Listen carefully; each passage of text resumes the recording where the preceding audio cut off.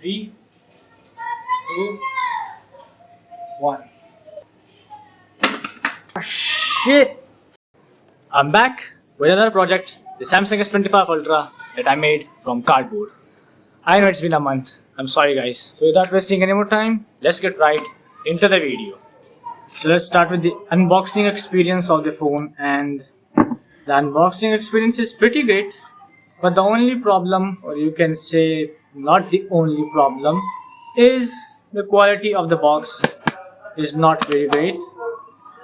The details are very less visible and this is totally messed up. I tried to make this as realistic as possible from the far away because from the close up you can clearly see that it's a fake box. It's still pretty convincing though, so I'm gonna give it a 7.5 out of 10. Here is the phone itself.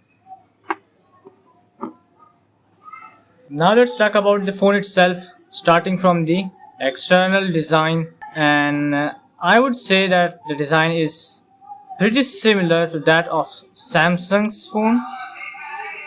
You can see it side by side, but only from the far away, let's just say, because from the close up you can clearly see that it's a fake phone, but from the far away, yeah, I guess it is pretty convincing from the sides and the back if you hold it like this. Kind of. The first thing that we see when we unbox the phone is its back. So let's talk about the back itself.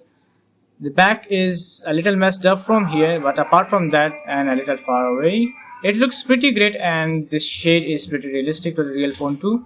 But it's still cardboard and no plastic sheet or anything right here, so it's not that good. Not glass, of course. The logo is a little messed up, but it looks pretty good anyways because I made it. No, let's be honest, it's not that great. It's a bit misaligned and stuff. The camera rings are also pretty realistic, but these three camera rings can be popped easily with a shock because there is no glue in it except from these two. They are glued here. You can clearly see the glue. It's glued. This is a flashlight. It is not very realistic, but still pretty good. Just as I said, from the far away, it gives a pretty realistic look. So I like that. The back gets like 8 out of 10 because it looks pretty convincing. The front is another story though. The front is messed up, you can see, but the whole thing behind this front screen is, the whole purpose is this 3D look of the front camera. It's a real camera, there is a real hole right here, and this gives a pretty great look from the far away, just as I said. But yeah, the screen is messed up, like a 2 out of 10, maybe not even worth it to give it a rating, so 0 out of 10. But I tried really hard on it to make it as realistic as possible, and it took me 2.5 hours after failing once. These are the sides, pretty good, I guess. I tried my best to make it as metallically shiny as possible. USB-C port, speaker, and the SIM tray, which can be popped out like that, dual SIM tray. Now let's talk about the S Pen and other features of the phone that I tried to implement. The S Pen is a solid 6 out of 10. It looks pretty great, but yeah, it's not as realistic. It is realistic, but also not as realistic. Like the tip is pretty messed up. This thing does not click, and it's not in colored fully, but it does kind of work by scratching the screen. You can see. Subscribe. Yeah, the screen is completely messed up now. Same tray. This is an actual USB-C jack. If I do this, I can plug it in. Yeah, like this. Not fully. So just as I said, it's messed up. There's some stuff that I messed up completely. Yeah, there you go. There you go. The speaker and whatever this is. I guess this should be here, but who cares? We don't care. Let me tell you, we don't. No one cares. Let's get into the drop test, guys. The moment you all have been waiting for. Alright guys, let's do the drop test now. I'm pretty scared, by the way. 3, 2, 1. Ouch! Let's check the phone.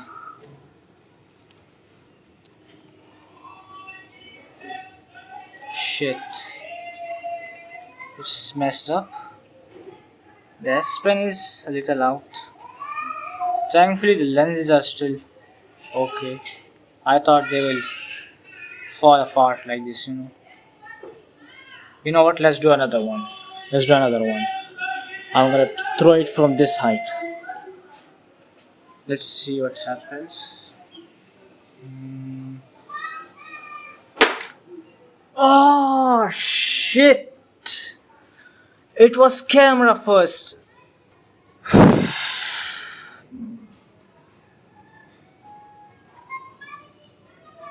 Just as I expected. Oh, the one which I thought will not fall off was actually the one which got completely obliterated. Oh, this hurts so much. Alright guys, now it's time to disassemble this phone. The first thing that I'm going to disassemble is the screen. I know it's pretty unrealistic, but I want to keep the best for the last. It's pretty crunchy. Okay.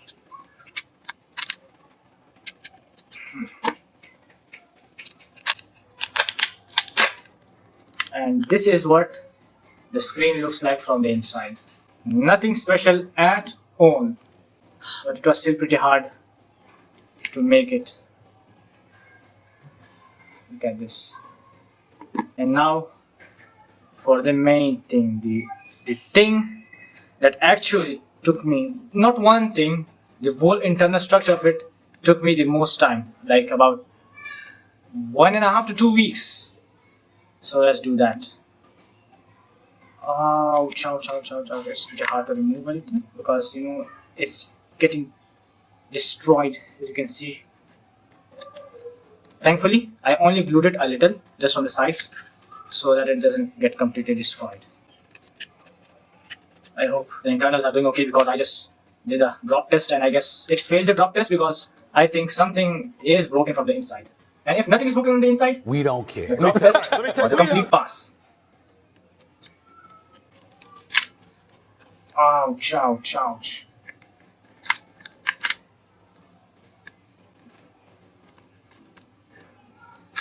Moment of truth. This is the inside of the phone. Okay, now let's share the reality, guys. All of these flex cables were obliterated like this, and you can see this piece also chipped off right here, and this too. So in a normal phone, if this is the case, that means this thing is damaged. Literal flex cable is disconnected. This one was too. This one was completely obliterated. This one is especially from the screen right here. This is the bottom speaker, and yeah, I did it off camera. So it failed the drop test, but the internals are looking pretty good. The cameras are fine. Everything else is completely fine.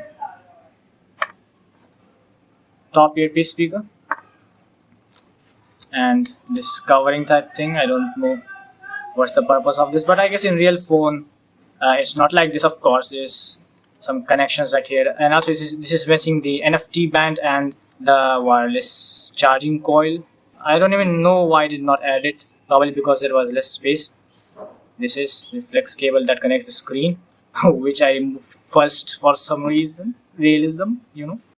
And main board, sub board. Let's get rid of that. This is the sub board, the charging jack, and the SIM scanner is supposed to be right here, something like that. Li-ion Samsung 5000 battery. Do not puncture or incinerate. I don't know what that is. This is supposed to be fire. There was supposed to be a copper vapor chamber right here. This is the front camera. This can be just removed like this. And I dropped something. Yeah, 5G antenna band, the main board, and if you remove this, this took me an hour to. The RAM and the ROM, as you can see. This is the RAM, and this is the 1 TB ROM, the storage. This one was very satisfying. I really loved making it because it's much realistic than the phone itself. Kind of, you can say. I tried my best. Yeah, the flash, the light sensor, and this is the microphone. Yeah, this is the primary microphone. This is the secondary. There was another supposed to be right here somewhere, but I forgot to add it. So -1 realism point. These are all the cameras. I don't know which one this was. I guess this one was the depth camera, probably. The telephoto lens, the primary camera, and whatever this is. I'm confused. Just as I said, it's been a one freaking month and I forgot every single thing. The names, you can say. But yeah, here is the phone. Completely disassembled. Thank you so much for watching, guys. If you enjoyed, then please leave a like. For more videos like this, subscribe to my channel and see you in another video.